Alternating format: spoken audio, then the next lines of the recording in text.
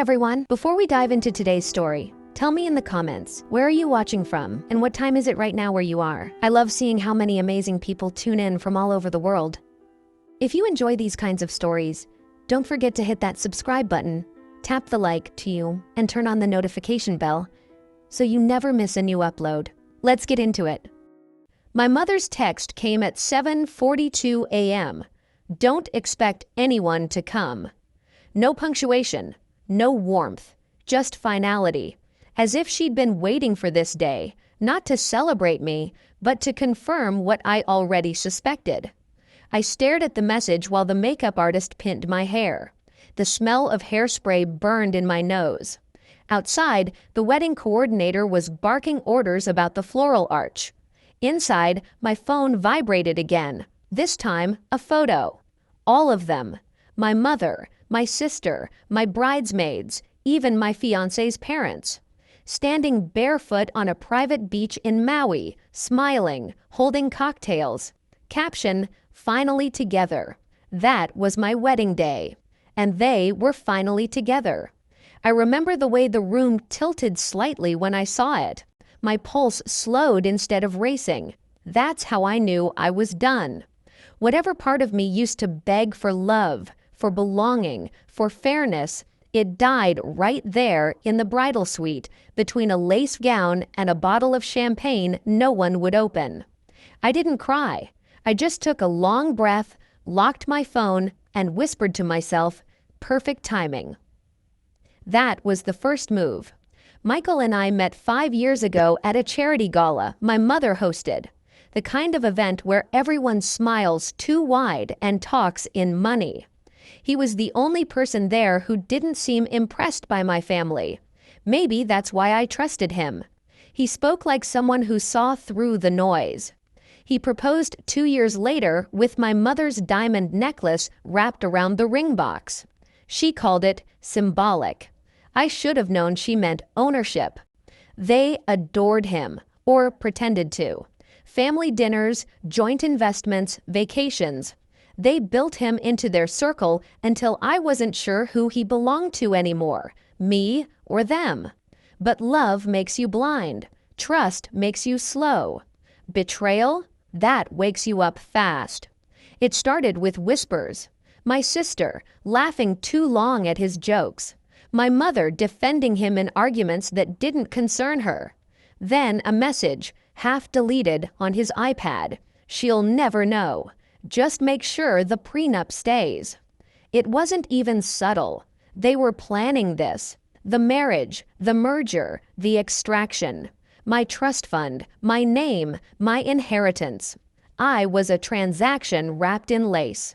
I didn't confront anyone. That would have been too easy for them. Emotional reactions were my mother's favorite sport. She'd twist them into proof that I was unstable. So I smiled. I kept planning the wedding. I let them think I was walking straight into their trap.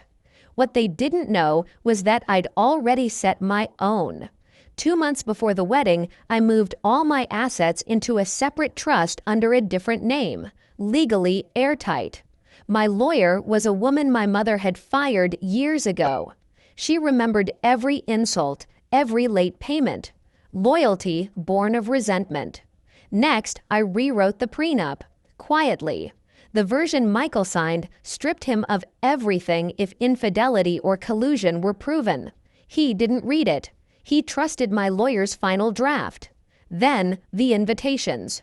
Every yes I received, I redirected. Private travel arrangements, paid by me, to a resort in Maui. One my family owned, technically under my mother's name, but managed through a company I'd recently acquired.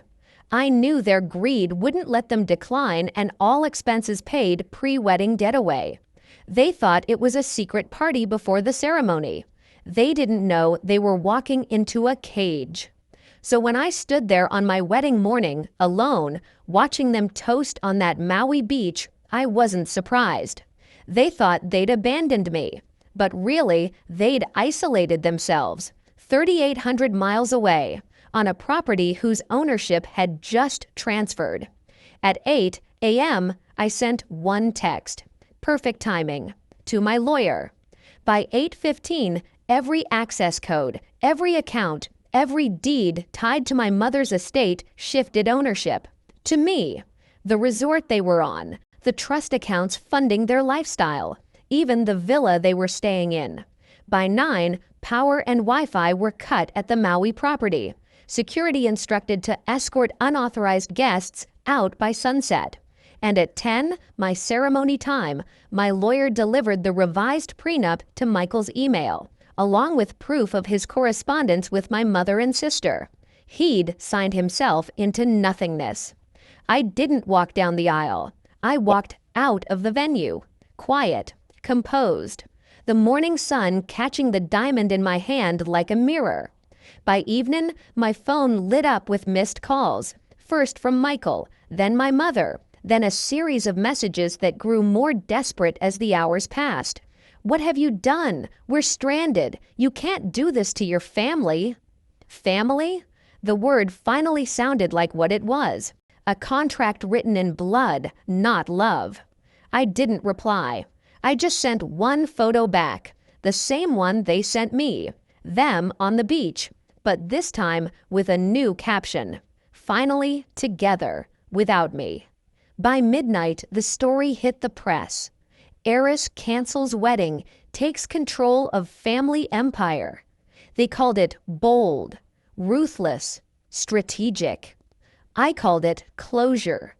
I didn't destroy them. I just left them to live exactly the life they built, one where loyalty is currency and love is conditional. Now, when I think about that morning, the quiet before the message, the stillness before the shift, I realize it wasn't heartbreak I felt. It was liberation. Because sometimes revenge isn't loud. It's legal. It's silent. It's perfect timing.